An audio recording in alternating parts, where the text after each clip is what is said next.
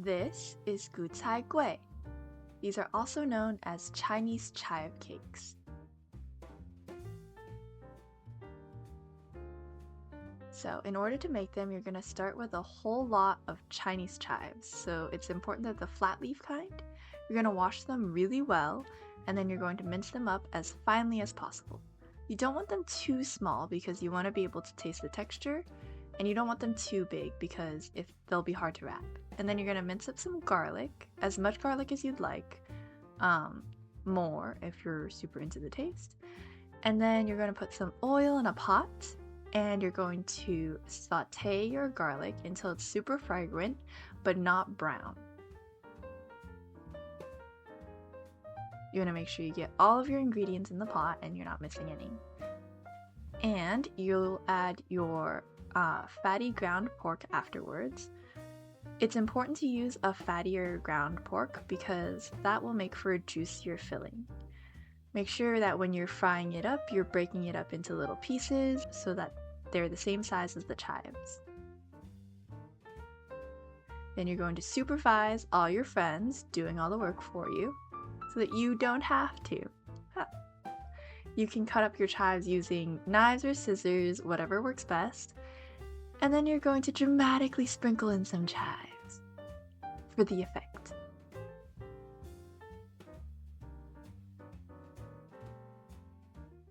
Then when your pork is cooked all the way through and your water is starting to boil, you'll add half a cup of oil to the water and then you'll start sanitizing your table. Then you're going to season your chives with some oil, salt, and pepper. And then these are the ingredients that we'll be using to make the dough. Except for the garlic, we're all done with that for now. We're going to use 1 whole bag of rice flour,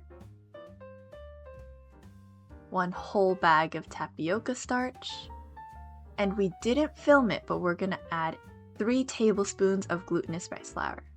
Then you're going to mix it all the way through. Once your pork is fully cooked and your water has come to a boil, you're going to mix your pork and chives together. And then you're going to want to make sure you're mixing very thoroughly to make sure it's evenly distributed. That way, all of your dumplings will have the same amount of filling. You can also saute your filling so that it's easier to pack more vegetables into your filling or your dumplings. Then you're going to add some salt and every Asian recipe's favorite ingredient, MSG, into your water. Then you're going to add that boiling liquid mixture into your dry ingredients. You're going to do this very slowly because it will splash, and also you don't want all the liquids running everywhere.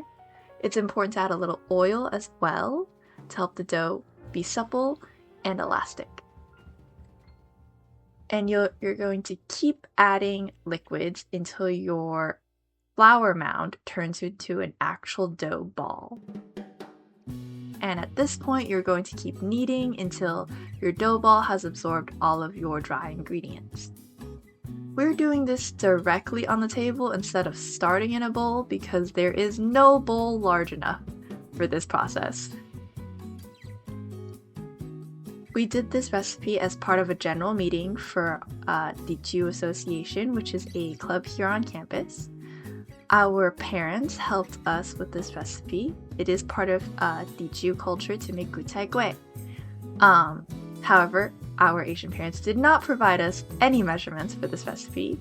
Their measurements were, and I quote, "These are the ingredients. Go until your ancestors tell you to stop."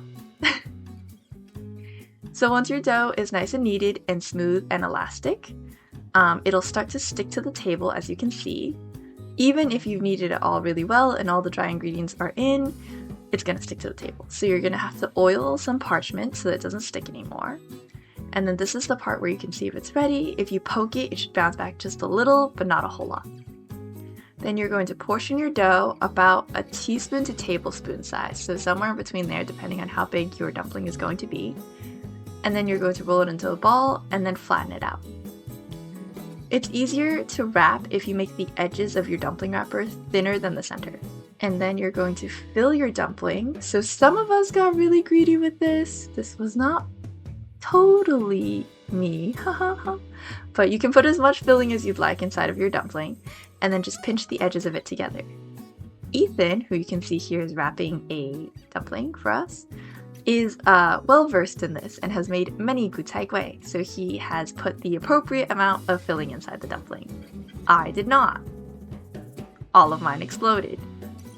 Make sure to pinch your dumplings tightly so they don't explode like Ethan. Then once you're done wrapping, you're going to oil the top so the dough doesn't dry out. Shaping your dumplings is a practice, so if your first few turn out ugly, that's okay. They still will taste good. And then you're going to make your dumpling sizes just depend on how hungry you are, so that one is really big because we were really hungry. We're going to stick all of the dumplings in bamboo steamer baskets, and they go right on top of some boiling water for about 15 minutes. You're going to want to check to make sure that they're cooked. You're only trying to cook the skin, not the inside, because the inside is already cooked all the way through. So they go in looking opaque and they come out looking clear and translucent. And once they're done cooking, you just oil the top so that they don't stick together. And at this point, you can eat them as is, or you can pan fry them for something crispy.